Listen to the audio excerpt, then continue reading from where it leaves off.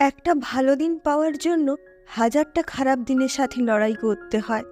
আমি তোমার লড়াইতে সবসময় পাশে থাকবো নীল। আমাকে নিয়ে চিন্তা করো না, আমি আমার বাড়িতে ঠিক ম্যানেজ করে নেব। শুভ জন্মদিন মেঘ। একগুচ্ছ গোলাপ হাতে নিয়ে মেঘমালাকে পেছন থেকে জড়িয়ে ধরল নীলাদ্রি। আজও তুমি দেরি করে এলে নীলাদ্রি। নীলাদ্রি মেঘের হাতে গোলাপগুলো দিয়ে দোকান ধরে বলল, সরি সরি সরি। জানোই তো আমার পড়ানো থাকে, আর বেরোনোর সময় আন্টি হাজারটা দোষ নিয়ে হাজির হন। বুঝলাম। এই মাসের মাইনেটা পাই, তারপর তোমার গিফট দেব। এখন তোমার গিফটের ডিউ থাকলো। নীলাদ্রি আর মেঘ তাদের রোজকার বসার জায়গায় গিয়ে বসলো। তুমি খালি অকারণ টাকা খরচ করো। কে বলেছে এত টাকা দিয়ে ফুলগুলো কিনে আনতে? তুমি আমাকে নিয়ে খুব চিন্তা করো মেঘ। না, তোমাকে নিয়ে চিন্তা করবে না তো কাকে নিয়ে চিন্তা করব? তোমার উপর তোমাদের সংসারের পুরো দায়িত্ব। তাছাড়া চাকরির ফর্ম পূরণের জন্য তো টাকা লাগে নাকি? কবে যে একটা চাকরি হবে, আমরা একসাথে একটু ভালোভাবে বাঁচতে পারবো। খুব তাড়াতাড়ি হবে নীলাদ্রি, তুমি চেষ্টা করছো তো? তুমি আমার ভাগ্যে আছো তো মেঘ? মানে? না মানে তোমার তো বয়স বাড়ছে, তোমার বাড়ি থেকেও বিয়ের জন্য চাপ বাড়ছে। তুমি যতই বলো মেঘ, আমি বুঝতে পারি তুমি ভালো নেই।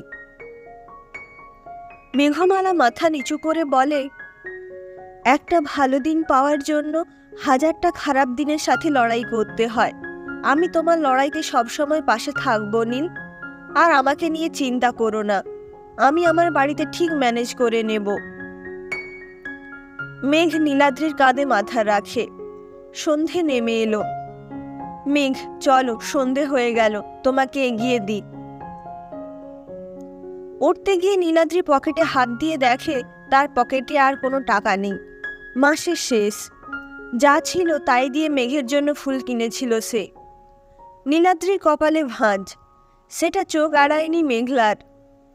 মেঘ নীলাদ্রির পকেটে ফুল রাখার নাম করে তার হাতে থাকা 200 টাকা রেখে দিল। নীলাদ্রি সাইকেলে করে মেঘমালাকে এগিয়ে দিল।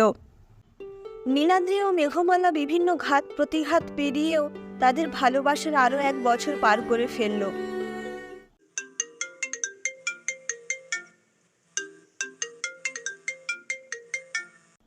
মেঘের ফোনটা বেজে উঠল। হ্যালো। হ্যালো মেঘ, তুমি আমার সাথে একটু দেখা করতে পারবে এক্ষুনি? এক্ষুনি? হ্যাঁ এক্ষুনি। আচ্ছা বলো কোথায়? আমাদের দেখা করার জায়গায়। ফোনটা কেটে দেয় নীলাদ্রি। মেঘের মনে ভয় হয়, কোনো বিপদ হলো নাকি? আজ মেঘ গিয়ে দেখে নীলাদ্রি প্রথম তার যাওয়ার আগে গিয়েই দাঁড়িয়ে আছে। মেঘ ভয় ভয় তার কাছে গেল। উইল ইউ ম্যারি মি মেঘ? হাতে একগুচ্ছ গোলাপ। নীল হাঁটু মুড়ে বসে তার হাতটা বাড়িয়ে রেখেছে মেঘের দিকে। মেঘ রেগে বলল, তুমি আবার টাকা খরচ করেছো নি? কতবার না বলেছি, চাকরি যতদিন না পাচ্ছ ততদিন একটা টাকাও আমার জন্য খরচ করবে না। নীলাদ্রির মুখে হাসি। নীলাদ্রি হাসি মুখে বলল, পেয়েছি তো। কি পেয়েছো? চাকরি পেয়ে গেছি মেঘ, আমি আমার স্বপ্নের চাকরি পেয়ে গেছি। দুজনের চোখে মুখেই হাসি, যেন হাতে চাঁদ পেয়েছে তারা।